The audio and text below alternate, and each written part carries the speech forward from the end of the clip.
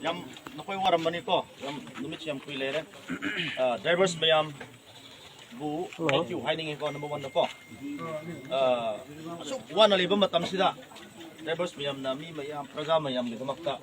ki may type bangan naga. So all the communities, you people have been doing fantastic work since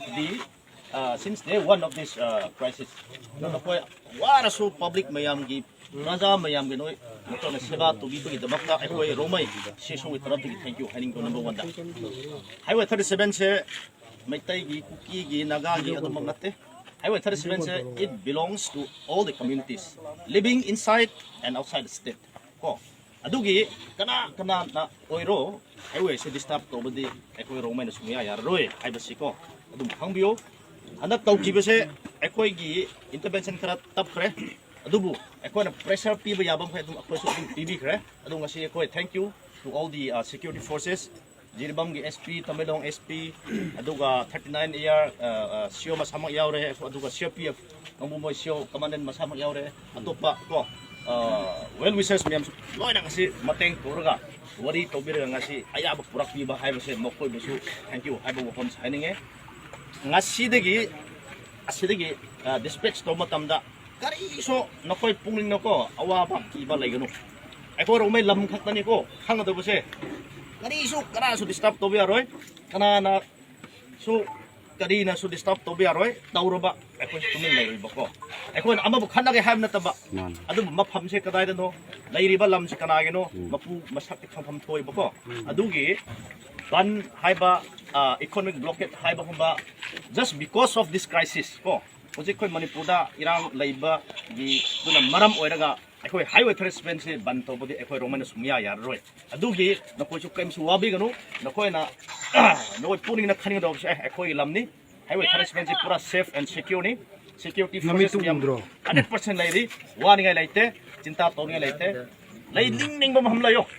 sak thongorga tum ning ning bam hamda kam ning ning bam hamda nakoi noi na layu bako ya bro do to si bako thank you si manipur ni ekoi highway harassment se mi mayam gani aina nangna aduna highway harassment se disturb to bi aroi haibani da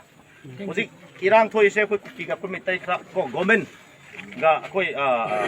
adumba irang leire adubu yaudaba mayam ekoi gumbadi ko wahan bi aroi ba but there are still many people who are not in part of this conflict madu mayam bu disturb to bi aroi ba adu tumina leiba mayam se ekoi bu disturb tawre ekoi su karino hai provoke to mapot la kani bako adudi hena irang thokani ba adu highway harassment sida kana gumana aman oiro masi crisis na maram oiraga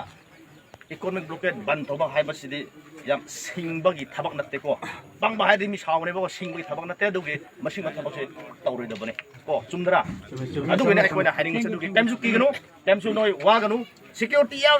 so noi adum ek ta chalo ekoi Jiribam police ko mo haige mo appeal tawwe ko so haige henga di gari tha da ba ko mase koi marang da tuburan to ba khara le rangoni ko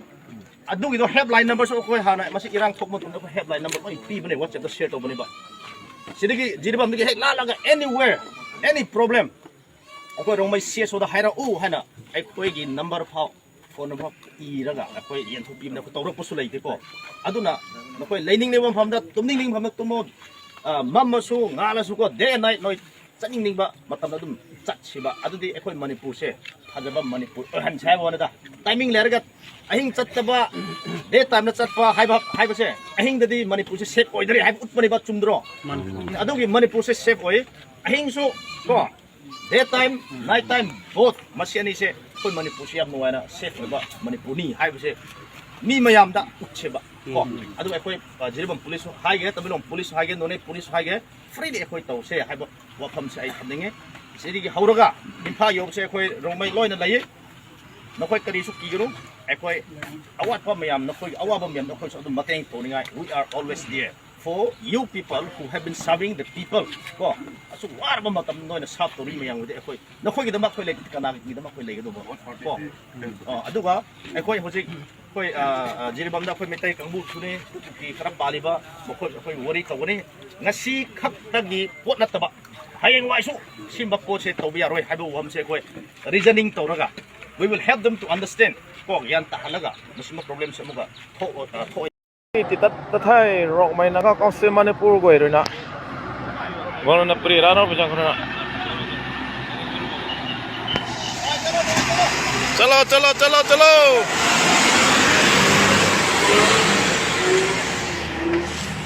Tamilong kari patan mas di kumajin. Tamilong kin bagay na. gari thingna ba metai titat tathai Jiribam da gari palle leibu sing Rongmei NAGA Council Manipur khoina laraga amuka gari se amuka chahan ba hore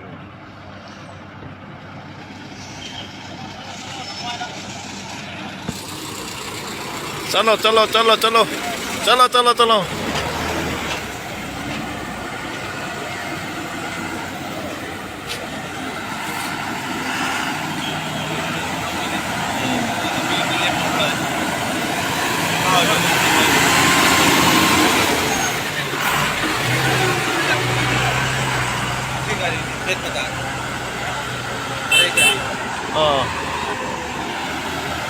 Potsai mamansa muka tatha biru honghan biru muka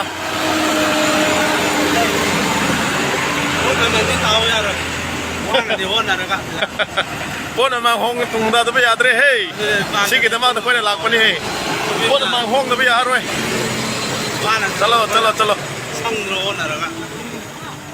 tangat pa yaro yan Bukan mentang ya ro inam tadi. Bukan mentang ya ro ya. lebi re bai koi Manipur ki chinna mayam dukandar leirba karwa mayam tawreba mayam su pochai me man se tangkhat pa yaroi andar gari thokta ba khota ba leir su koina koi mayam na hona gani